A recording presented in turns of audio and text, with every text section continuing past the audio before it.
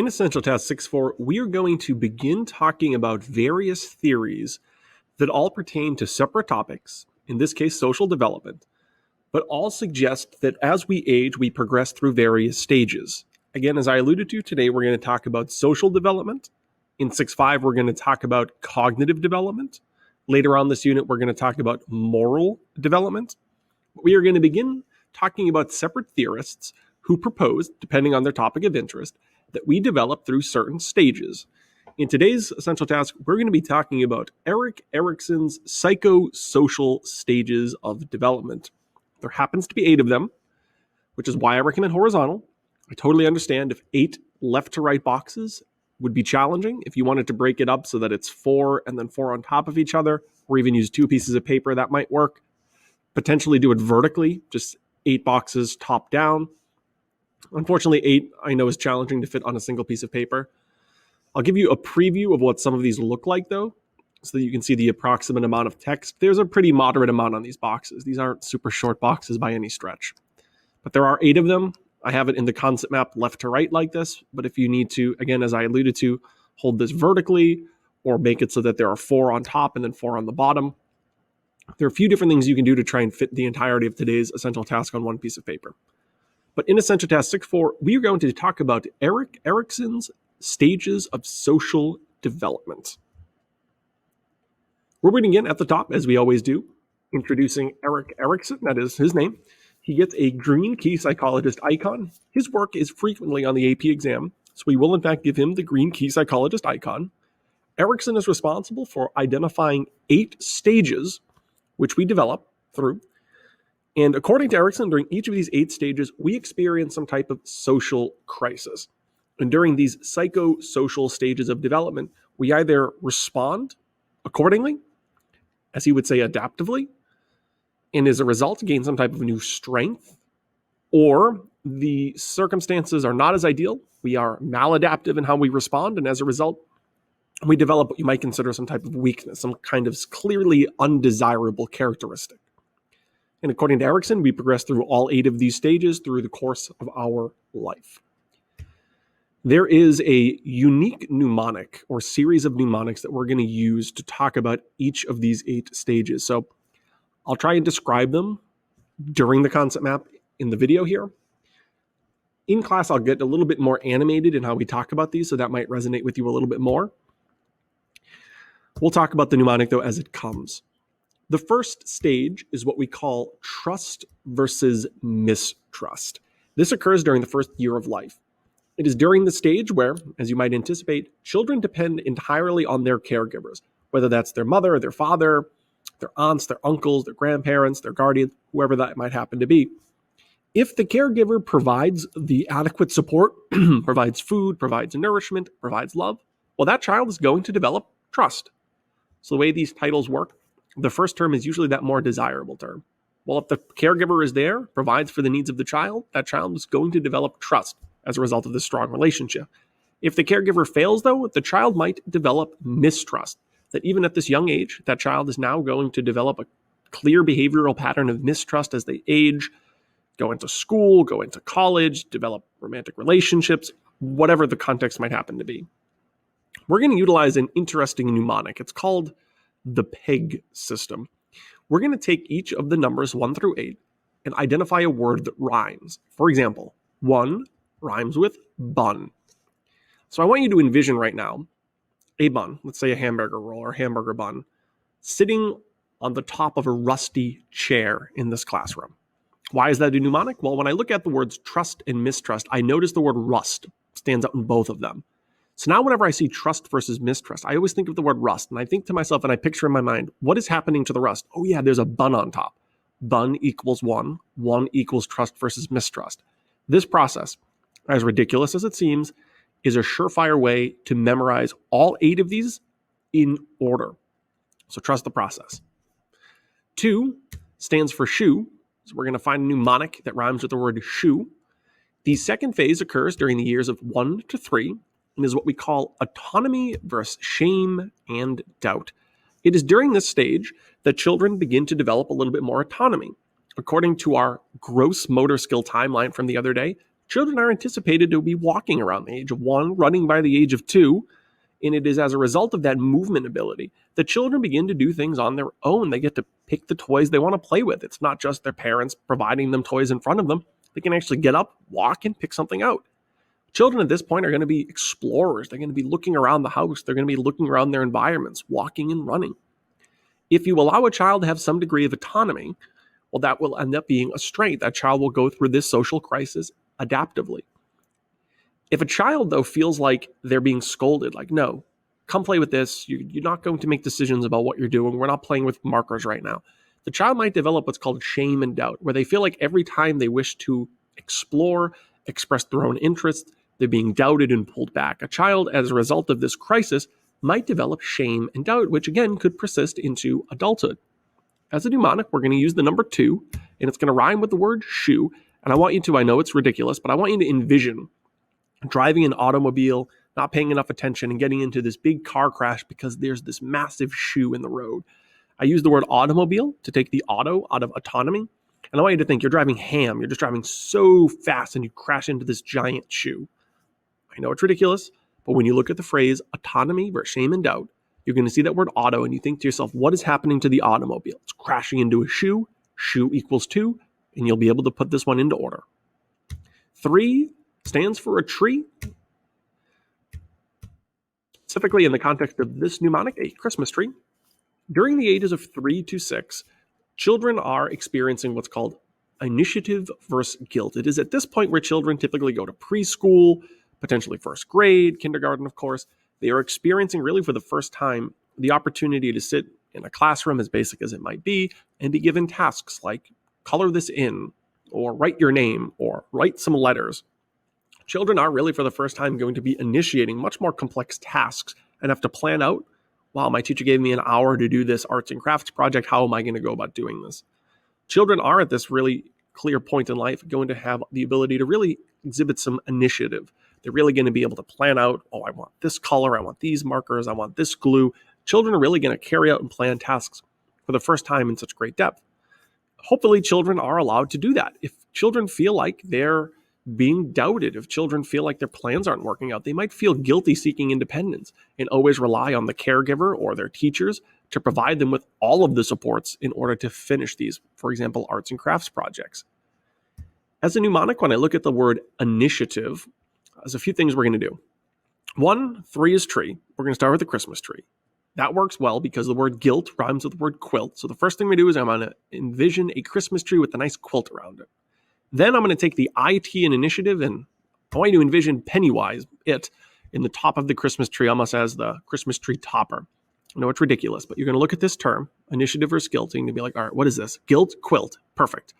3 is tree, has a quilt around it. And you can be imaginative and put it or Pennywise at the top of the tree also. 4 is going to go for dinosaur. Industry or industrious versus inferiority is stage 4, according to Erickson. It is at this point from the ages of about 6 up to puberty, so we're talking like early teen years. The children are, for the first time, going to feel industrious. They're going to complete way more complex cognitive tasks. I mean, I'm talking about reading and writing and math. Children are really, for the first time, going to begin to compare themselves with these cognitive tasks amongst their classmates. And hopefully children don't feel inferior, realizing that their cognitive abilities are lacking relative to their environment. You want the child to feel industrious, confident in their abilities, confident in their cognitive skills. As a mnemonic here, I'm thinking 4 is a dinosaur. And when I look at the word industry or industrious, I see the first 6 letters and I think indust. And I want you to envision this dinosaur covered in dust. That's why the dinosaur here is sneezing.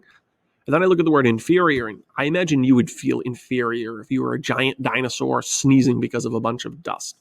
So when I look at the phrase industrious versus inferiority, I think it's dusty. What's covered in dust? The dinosaur. 4 equals dinosaur. So just to review now that we've done 4 of them. 1 is bun, the rusty chair with the bun on top, for mistrust versus mistrust. 2 is shoe, autonomy versus shame and doubt. You were driving ham, your auto got crashed into a giant shoe. 2 equals shoe.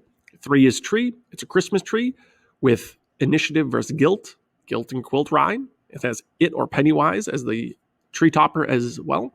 And then 4 equals dinosaur. We got the dusty dinosaur who feels inferior. 5 is a hive. I'm thinking a beehive specifically. By name, 5 is what we call identity versus role confusion. The college board likes to ask about this one because this is the stage that you are currently in. This is the stage between your teens into your 20s where children begin to exhibit the desire for some type of identity, personal identity. What teams do you want to be a part of? What clubs do you want to affiliate with? What cliques do you want to be a part of?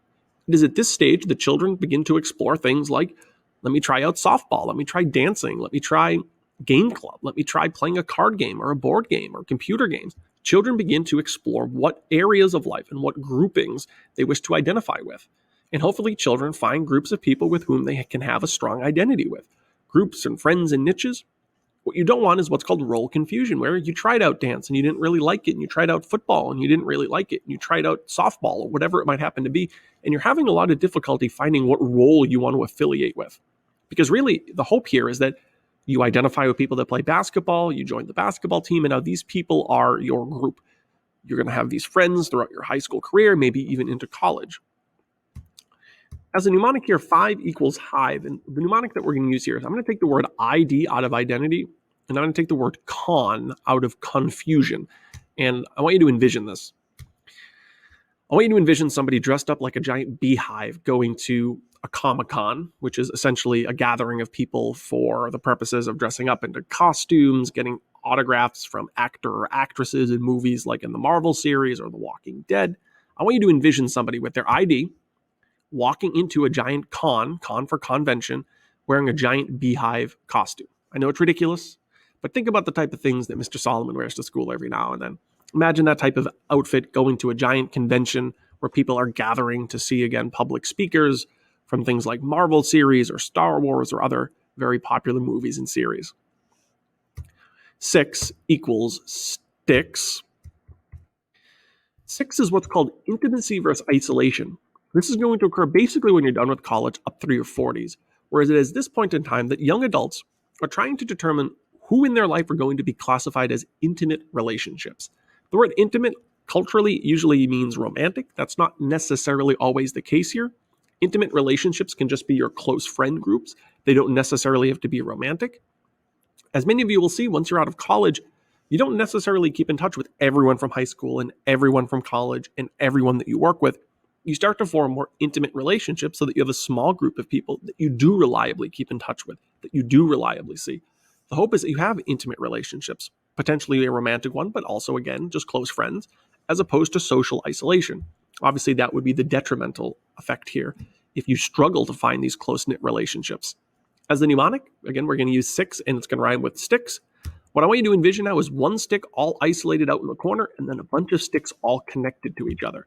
Why?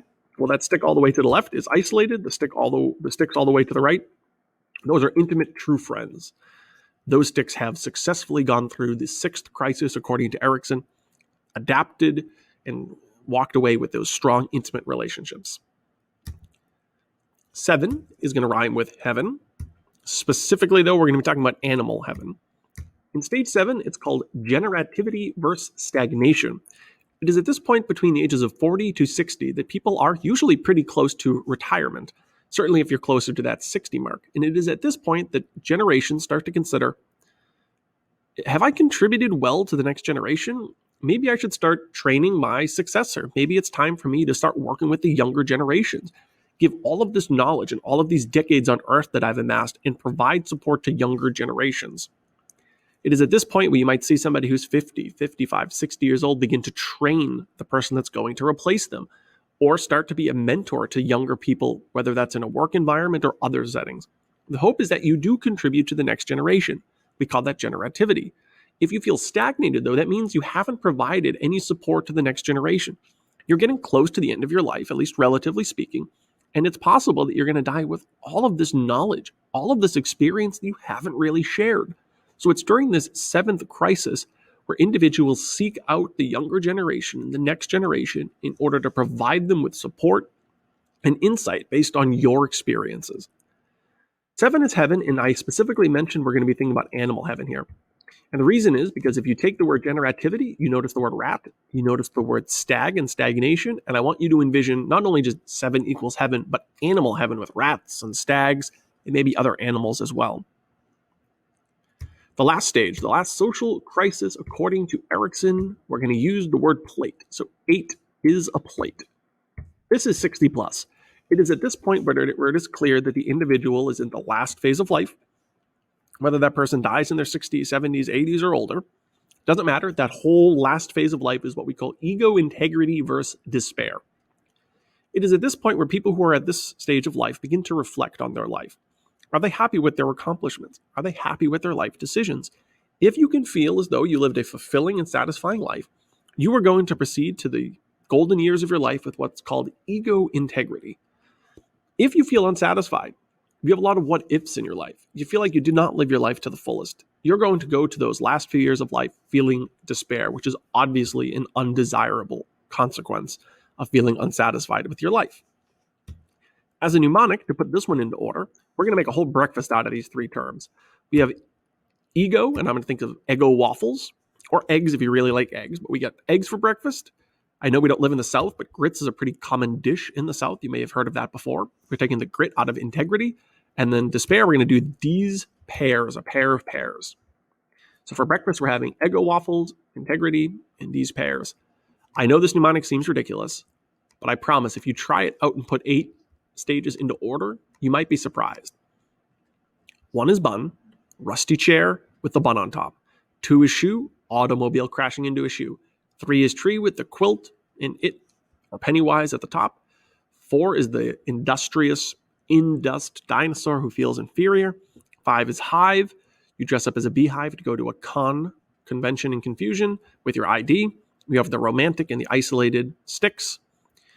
You have the 7 for heaven, animal heaven with rats and stags. And then you have that whole breakfast in 8. Eggo waffles, grits, and these pears.